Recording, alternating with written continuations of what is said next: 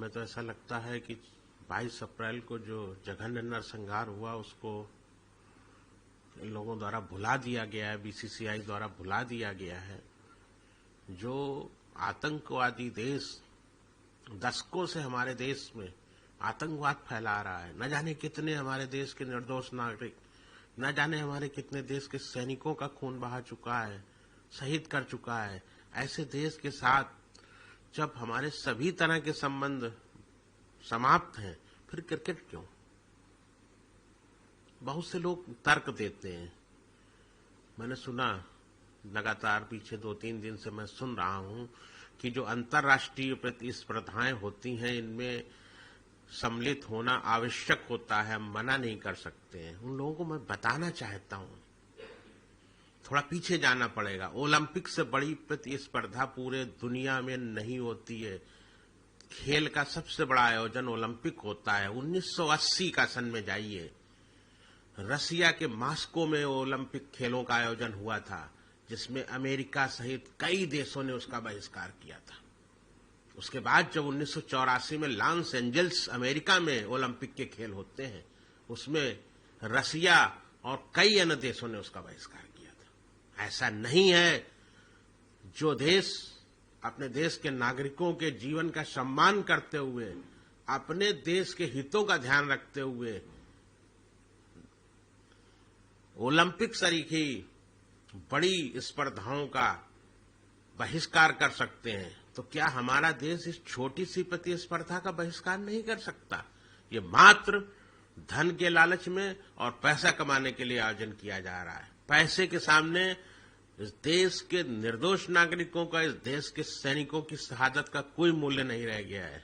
बहुत दुख के साथ मुझे आज कहना पड़ रहा है कि मेरे बारंबार और उन 26 परिवारों का और पूरे देश की भावनाओं का सम्मान नहीं किया गया है।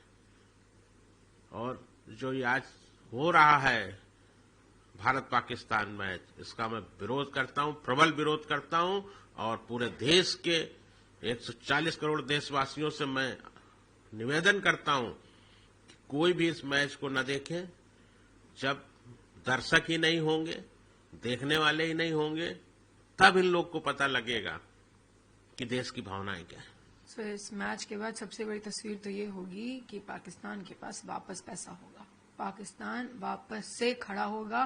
पाकिस्तान के उन जो ठिकाने हम ऑपरेशन सिंदूर के समय तोड़े गए थे वो वापस बनेंगे।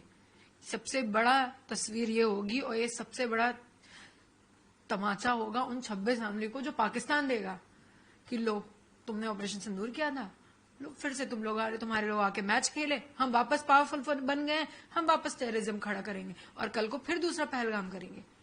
ये होगा बदलाव। बदलाव ये थोड़ी हो सकता है, ये तो हमारे लोगों के अंदर है ही नहीं ना कि हम ये बदलाव लें कि हम पाकिस्तान को बॉयकआउट कर दें, पाकिस्तान के साथ मैच ना खेलें। ये अगर कर रहे होते तो आज बीसीसीआई अग्री नहीं करती इंडिया पाकिस्तान के मैच के लिए। आज दुबई में बैठ के जो इंडिया पाकिस्तान का मैच शुरू होने वाला है, आज होने वाला है, वो नहीं हो रहा होता। बदलाव अगर लाना था ना, तो बदलाव ये लाना था कि हम पाकिस्तान के साथ मैच नहीं खेलेंगे, हम एशिया वर्ल्ड कप में नहीं जुड़ेंगे अगर हमें पाकिस्तान के अगेंस्ट खेलना पड़ा तो। ये बदलाव होना चाहिए था, लेकिन बदलाव दूसरा होगा। फिर से अटैक होगा, फिर से रेवेन्यू बनेगा पाकिस्तान का, फिर उन्हें पैसे मिलेंगे और फिर कल पाकिस्तान वैसे ही मजबूत खड़ा होगा जैसे खड़ा था वो। जनता को लग रहा है ना कि आज हमारी फैमिली से गया है, कल उनकी फैमिली से भी जा सकता है। ये जनता समझ पा रही है, लेकिन बीसीसीआई नहीं समझ पा रही, इंडियन क्रिकेटर्स नहीं समझ पा रहे ये चीज।